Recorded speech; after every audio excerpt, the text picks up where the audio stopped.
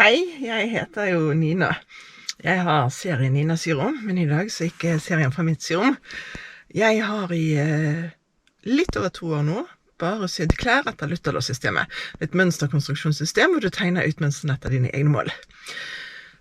Lutherlov får en ny forhandler I Norge fra I dag, så jeg skal til Kristiansand, til Stoffdronning, og gjøre et lite stunt der sammen med eierne av Lutherlov fra Tyskland. Så jeg har tenkt å ta dere med på turen og lage en sånn liten stemningsrapport om hvordan dagen har vært. Jeg kjører fra Larvik nå. Klokken 6:05. Det altså 20. oktober, og det helt mørkt ute. Men dere skal få være med på turen. Jeg håper å være fremme sånn 9:15, 9:30. Og så vi klart å gå I gang klokken 11.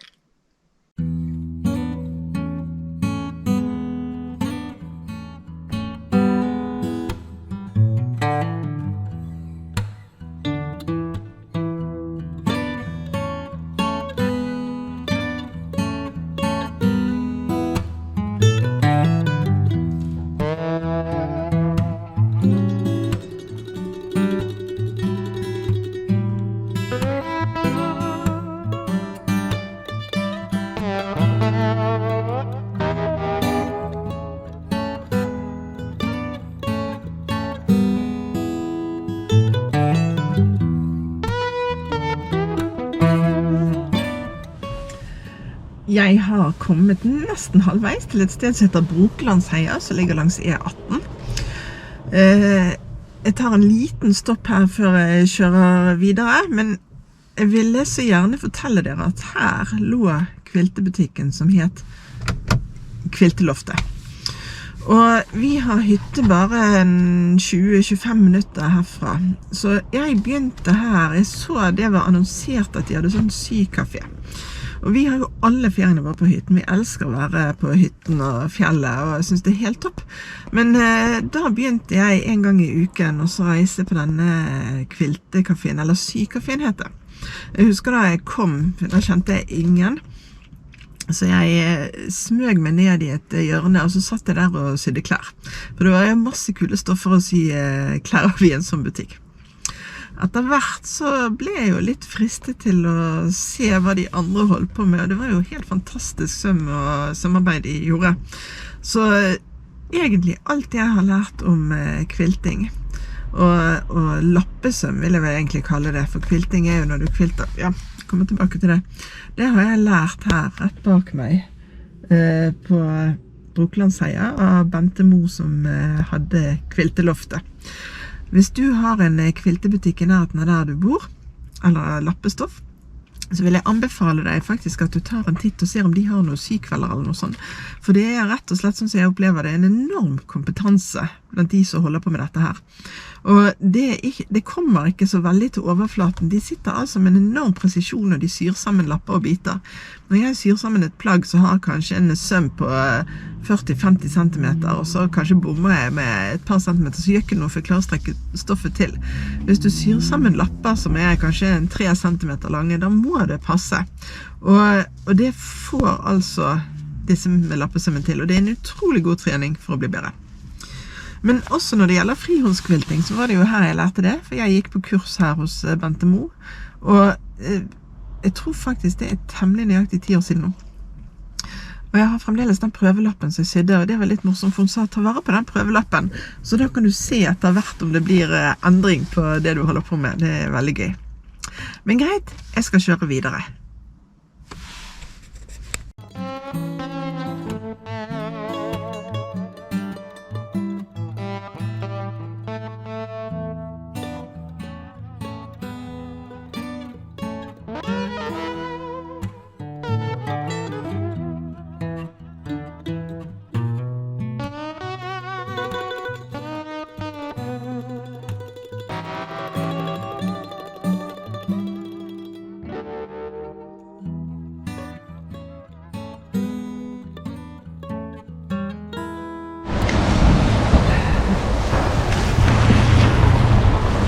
Yes, ankommet Kristiansand. Kjøringen gikk veldig bra. Til og med NRK gikk ut og advarte. Politiet hadde gitt beskjed at det var dårlige veiforhold i Agder. Det gjaldt heldigvis ikke i 18 Brastrød. Det var jo et sted det var litt slaps, men inn mot Kristiansand så er det jo helt greit. Men jeg skal si dette minner meg jo virkelig om en hjemreisel til Bergen i sånt vær som dette her. Parkeringshuset er skikkelig nært stoppordning, det kan du jo bare vite hvis du har tenkt deg på stor handel, så det var 1 minutt å gå fra parkeringshuset til butikken. Butikken skal være rett på borte. Det er krøssent. Og jeg har jo med meg masse greier. Lala.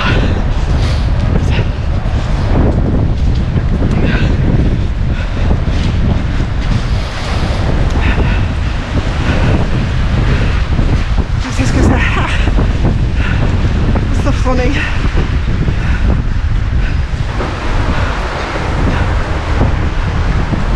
Det er ikke sikkert dørene er åpne her ennå.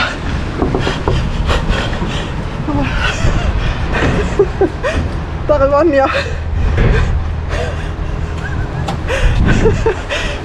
Hei, jeg tar en klem, men jeg har jo bare møtt deg på navn.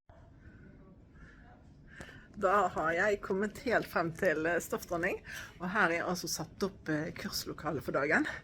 Det er altså så gøy, se her. Her skal det skje.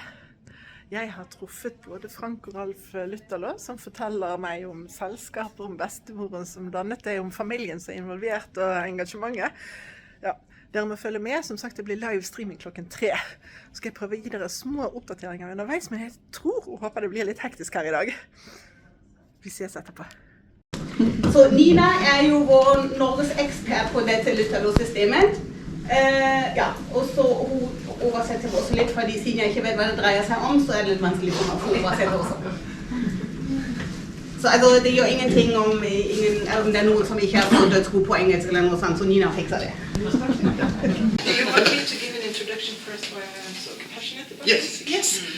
Da begynner jeg på norsk.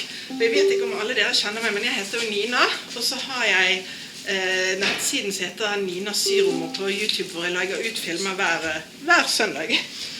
Og jeg har sett på det systemet som heter Lutherlå-systemet i mange år. Jeg har sett det på YouTube, jeg har sett det på noen messer, jeg har aldri sett det presentert. Og så har jeg tenkt at det kan jo umulig stemme. Du skal altså tegne ut fulle mønstre. Fikk dere en sånn liten brosjyre? Kan jeg låne det litt? Ja. Du skal ta brystmålet ditt og hoftemålet ditt. Og dette er hele mønstret. Det kan jo umulig stemme, sant? Og så var jeg så heldig å komme i kontakt med Frank her for 2 år siden, så jeg fikk tilsendt et sett, egentlig bare for å pakke det ut på YouTube. Så jeg tenkte, pakke det ut på YouTube, det sier jo ingenting om det funker eller ikke. Det er jo ikke så mye verdi i. Så jeg laget da en bluse til meg selv og en t-skjorte til mannen, bare for målene våre. Og så passet det. Jeg ble så overrasket.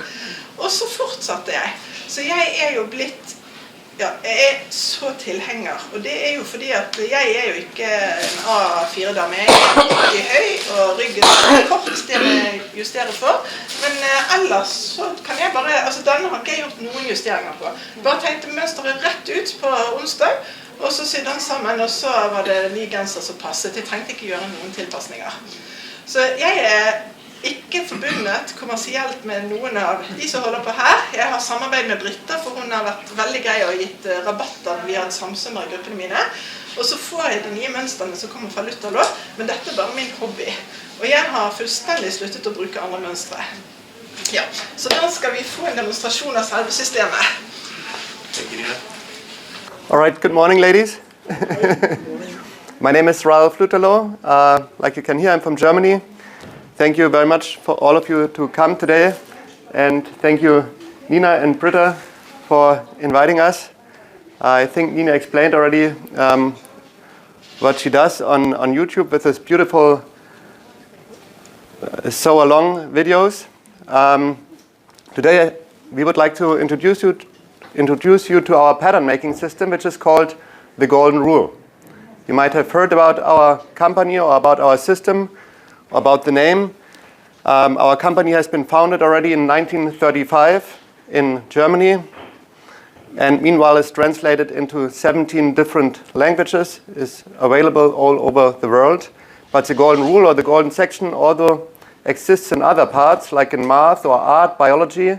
In math there's a formula which says that certain parts of your body are related. I would like to show you this with a few examples. For instance, when I spread out my arms like this and I go from the longest finger on the right side to the longest finger on the left side, from fingertip to fingertip, this distance is equal with the height of your body. Or the head goes 8 times into your body as well. Another example you can all try right away is when you put your thumb right to the second section of the index finger. Then you will see from the second section of the index finger to the top of the index finger, this length is equal with the length of your nose. When you put your thumb under your nose, now you will see it's the length of your nose. Quite fascinating. Also, many famous artists and sculptors have used these mathematical formulas to make their masterpieces of art. The most famous one, Leonardo da Vinci, with his famous Mona Lisa, or also very well known, The Man and the Ratio, where you can see how the proportions fit into another.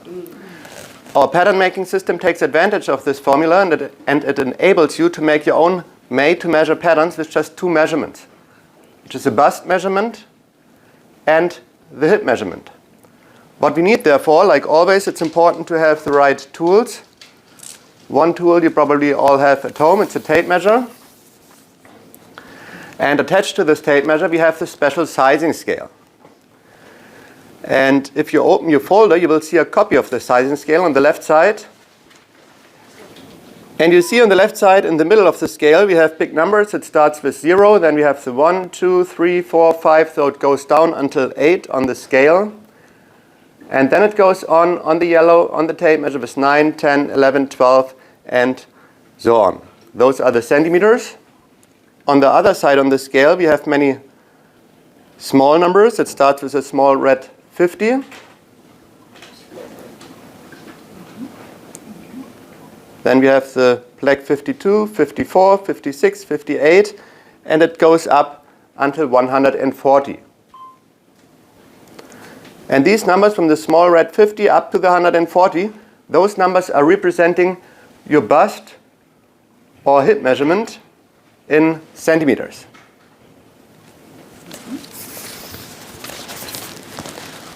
Now I would like to make the front part for this classical waistcoat. You see the pattern design in the middle of this folder. In the middle we have the front, and on the right the back. I'm going to attach it on my sheet of paper.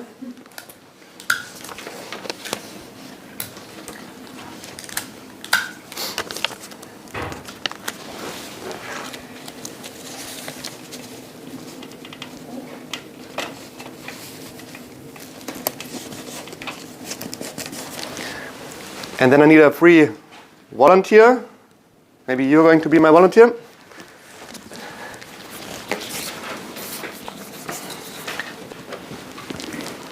So Marianne's bust measurement is 92, and hip measurement, I said 98.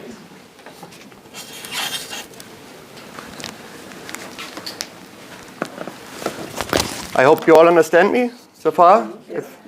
If somebody's not sure, you can ask Nina and she can translate or can help us. Now we look on the right side on the sizing scale for the bust measurement of Marianne's bust measurement, which is 92. Is that the red one? Black one? No, it's a black one. Wait, yeah. Have you all found the 92? The colors have no meaning. It's just that it's easier to read. That you can see behind every number there is an arrow in the same color, though you don't go into the wrong arrow. That's the only reason why the colors are changing. So behind this black number 92, we have a small black arrow, and on the line on the black arrow you have a small dot. And where you do have a small dot, I do have in my original scale a small hole where I can put in a pin. And now I go with my pin and my sizing scale into the center of the cross in the pattern design. Can you all see the big cross in the pattern design? And all our pattern designs always have such a cross. It's always a point where we put in the pin. Yeah, I will try to keep it up to hold it up from time to time. And you can also follow me on your folder. You can see on your folder the cross. And in the center of the cross I put in my pin now. And now you see I can move and rotate my tape measure around my pattern design. And on the pattern design we have many lines and numbers. And on the lines we have numbers. So I go so far until I'm going to touch one of those lines. You see here on the left side we have the line with the number 19. So I go so far with my tape measure and my scale until I'm going to touch this line.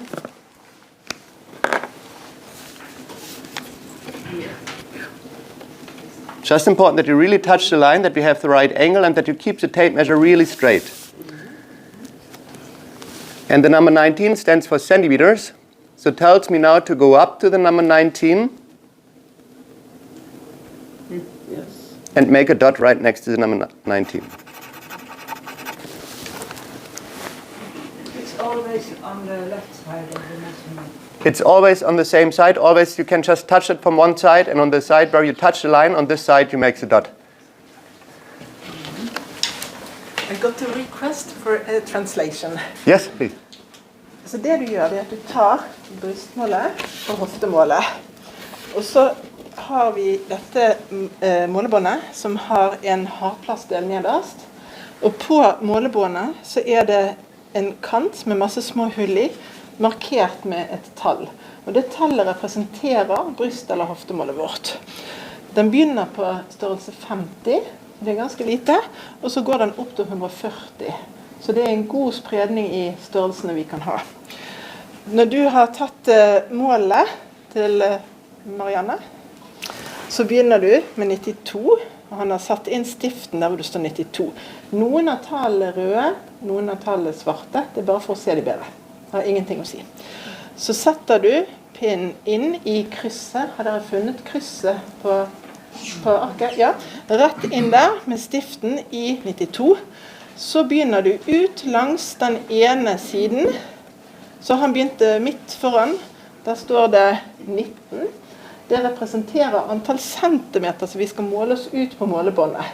Så da fant Ralf tallet 19 her, og markerer prikken på samme side av målebåndet som stiften. Og det viktig. Alltid samme side som målebåndet. Så alt skjer på denne siden av målebåndet. Thank you very much.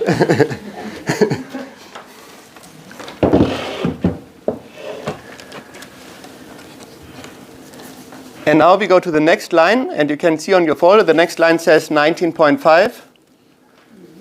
So I do make a dot at 19.5. Far as you need. And you get a really nice curve here. Hei, nå jeg inne fra butikken hos Stoftordning. Nå har vi hatt 2 presentasjoner her i butikken med Frank og Ralf Lutherlå. Det har vært veldig gøy. Det gøyeste jo det at det kommer veldig mange som med i inspirasjonsgruppen min på Facebook, så jeg blir jo veldig glad når folk kommer og sier hei.